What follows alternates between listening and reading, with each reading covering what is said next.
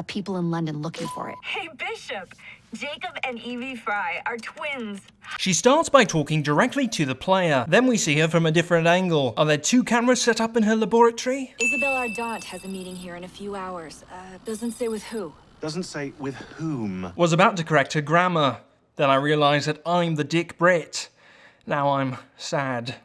No sin here. Move along. Target 2 is Sir David Brewster, who's got his hands on a bauble that could ruin us in this wretched war. This bloke has the worst fake British accent I've ever heard. Bauble is the completely wrong word. How long does he intend to go on like this? Writers decide to comment on child labour in British factories, even though child labour hasn't been an issue in British factories for over 100 years. Send me some laudanum for my head. Laudanum for a headache? That's like smoking weed for an upset stomach. Jacob is a discount young Steve Coogan. Jacob watches as a conductor jumps off the train without getting hurt, but he does not follow suit, instead deciding to run against the train. Why? Because the riders decided it was time for some artificial tension. No loose ends. Now, to decouple the locomotive and create a diversion. She says to herself out loud. Evie is a discount Lady Igraine from The Order, 1886. He's also a discount Steve Coogan, with old man makeup and a fat suit. That is the deafest guard ever. Discount young Huge Jackman. Also, he never factors back into the main story. If this was a true Victorian piece of fiction, then he would have had some part to play later on.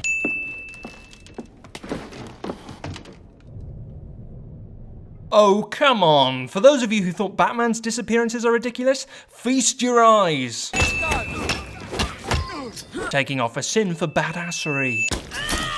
Adding on a sin because nobody comes running, even though she's so bloody loud. You know as well as I do that London has been the domain of the Templars for the last 100 years. They are far too strong yet. Patience. This Canadian asshole seems to think that all the Templars in London will suddenly drop dead. Discount Ezio's theme. Ubisoft. I see we're still not showing the logo until a lengthy amount of gameplay has transpired. Thank you for making my job easy. Instead of making his job easier by shooting immediately, the generic Templar thug takes his time, allowing the assassins to escape. I was sorry to learn about your father's passing.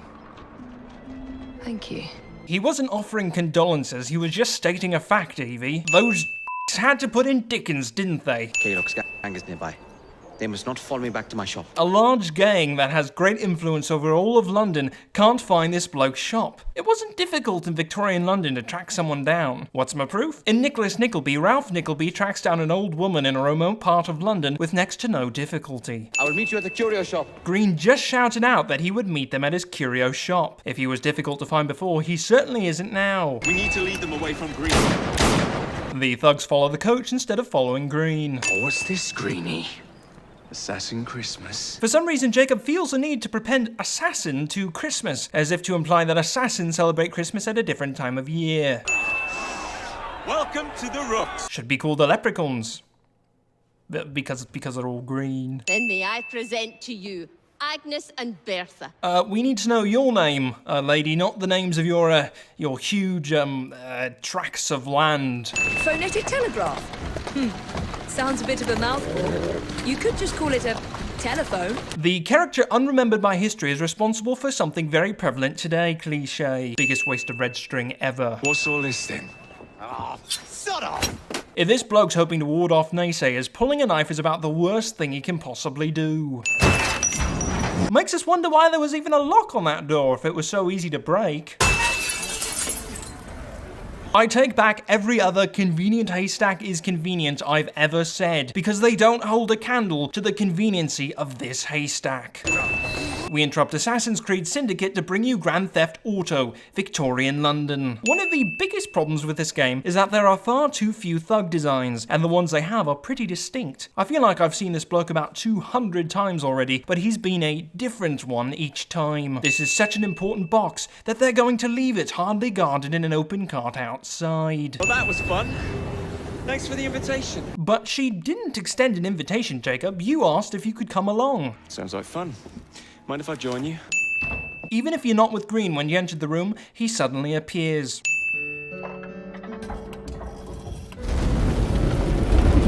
If Lady Lucy wasn't alerted to the sound of the piano, she must have been alerted by the sound of the floor sliding open. You say you heard music. Now you're gonna say that we should take away a sin, but we're going to add another sin because they took so long to get there. This tea was brought to me from India. By a ship. No self-respecting Brit would place his spoon on the table when there's a perfectly good saucer to accommodate it. Fly for shame, Steric. Sorry to interrupt, Initiate. Thought you'd like to know that Sean and Rebecca got away from Otzoberg. Nope, we were really enjoying the actual game, thank you very much. Good day, Miss Fry. If Evie learnt of the key through Edward's writings, and she took the writings from the secret room, then there's no way the Templar scum could have known to come here. It's lucky for this bloke that there's invisible walls on this train, otherwise he'd be thrown off for certain. These supplies are meant for Miss Nightingale. I'm here to collect them. And they're already loaded on the cart. Please take them. Bloke in charge of supplies gives the supplies to Evie without requiring any form of proof that she indeed means to deliver them to Miss Nightingale. But is that a permanent solution? I will petition to have regulations put in place. You mean like the regulations on child labour that are apparently not being followed? Okay. The guards do not react to sudden lightning and billows of green smoke. I suggest you vacate your workshop. No need. Not now you've given me sacks full of courage. Makes it sound like they gave him testicles. I knew this day would come. While every other person we've assassinated thus far has stood when they're talking, this bloke remains lying down. I was certain he knew that I belonged to the Order and was there to end me. Luckily, Jacob arrives right at the pertinent part of the conversation. It appears too that they have both travelled to this derelict building for the sole purpose of talking. When coldness or deceit shall slide. We interrupt Assassin's Creed Syndicate to bring you Les Miserables. Steric.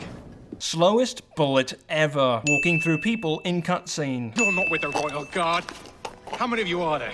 Tell me. Demands testimony whilst making it physically impossible for him to give testimony. Well, What say you? you're not gonna like it. Now, see here. I am graced with the Aberline family's robust constitution. 2 pennies rob in the Bank of England.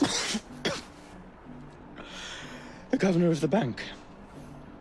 I think I might need to sit down. Joke was as predictable as it was lame, i.e. very. None of the guards find it odd that a shady-looking man in a hood is escorting a guard around apparently by force. Oh, and if it's not too much trouble, would you mind destroying any counterfeit notes you come across so they don't circulate? How will she be able to recognize the counterfeit notes? Later he says that it's nearly impossible to tell the real notes from the fake ones. With those printing plates, it's nearly impossible to tell the real notes from the fake ones. Is it just me or is this a really odd place for a riot, and a very small riot at that? Since we've got the printing plates, it's all real cash.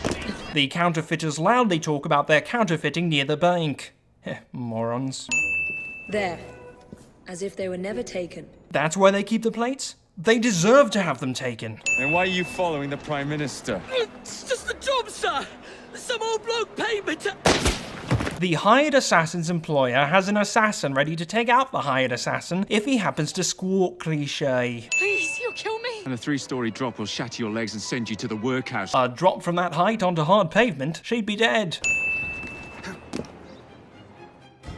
I know this is an open world game, but couldn't we strive for at least an iota of continuity between gameplay and cutscene? Come back here to Downing Street tomorrow night, 8 o'clock sharp. In spite of there being an attempt on the PM's life, Jacob takes him to Downing Street, the second most likely place for him to be, the first being his house. Please tell me again where we are going. I ask not because I've forgotten, but because the folks at home weren't privy to our conversation when you first told me. Claim your trophy, and may you choke on it. Either Cardigan has an edible trophy in mind, or he habitually puts large gold, silver, copper and bronze trophies in his mouth. It has been too long. Galena! Blimey, I have not seen you since we blew up that lab in Paris. There were many explosions and you screamed like a baby. They allude to a modern-day story that sounds much more interesting than the modern-day story we're currently in. Sean and Rebecca are safe for now, but we're still relying on you to find us that shroud. So let's say we do find the shroud. What's to say that it will still be in the same place? Over 100 years have passed since 1868. Who's to say that it wasn't moved since then? Or maybe destroyed? Enclosed, please find your invitation. Jacob feels righteous indignation on account of a bird he earlier didn't give 2 fucks about. Why did you do it? What? Keep the world in its divine, manic state. For the same reason, I'd do anything.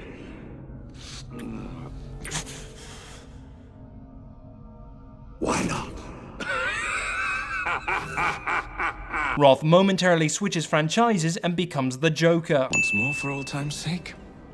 and then we're finished. Sudden animosity is sudden. It's time you returned this carriage and recovered those plans. They are located in Buckingham Palace. Why is everything important in London located in Buckingham f***ing Palace? If Evie meant to dress like a lady, she has widely missed the mark. By Victorian standards, she's dressed like a whore. If not because the dress is low cut, then certainly because of its colour. Walks through a horse in cutscene. Stuff like this should be cleared away when we switch from gameplay to cutscene. Time is a wonderful thing, Miss Fry. It heals all wounds. Evie, an assassin, knows perfectly well how to dance. Here, the location of the vaults, go! Guess it doesn't matter if the paper gets wet. This looks eerily similar to the location of the final boss fight in Unity. Also, hate to break it to you, but that's no shroud. Requiescat and Pace. Love the Ezio reference. Should I take off a sin? I think I shall, for sheer bloody subtle nostalgia. After everything they go through to find the shroud, they leave it where it is. They don't destroy it or try to find another hiding place. This ending may have been cheesy, but at least it was satisfying. That's it. Oh. Good work in there, Initiate. In time, we will recover the shroud. So, in summary, all that work we did in the game was for nothing. Fan-f***ing-tastic. God love you, soft.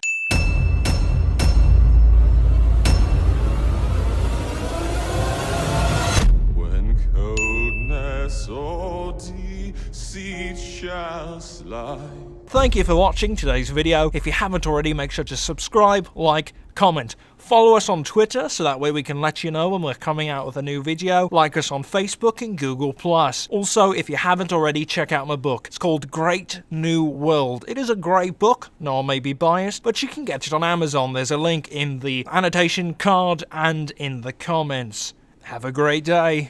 Americano, eh? Just like me. Gene Parmesan, how you doing? Baylock has demanded you settle the claim for territory in a gang fight. Gang fight, the gang is down to fight. Turistramonium, or Devil's Snare as it is commonly called. Devil snare. It's deadly fun. This is confusing. Is it sexist to hit you? Is it more sexist to not hit you? I mean, the line gets real blurry.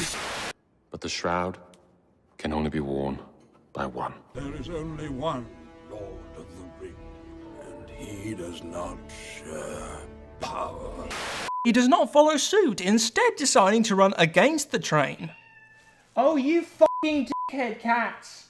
You fucking dickhead cats. I'm trying to record my audio here for Gaming Sins, and you're fucking around with you're biting each other's necks like two fucking dicks. It appears too that they both travel to this derelict building for the sole purpose of talking. You dick cat? No! Ah! You fucking dick cat. F off. Go on. F off. I know this is an open world game, but could we at least strive for an iota of continuity?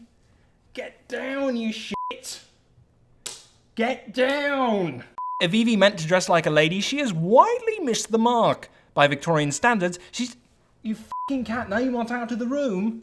You bitch. If you want out, you're going out. That's it.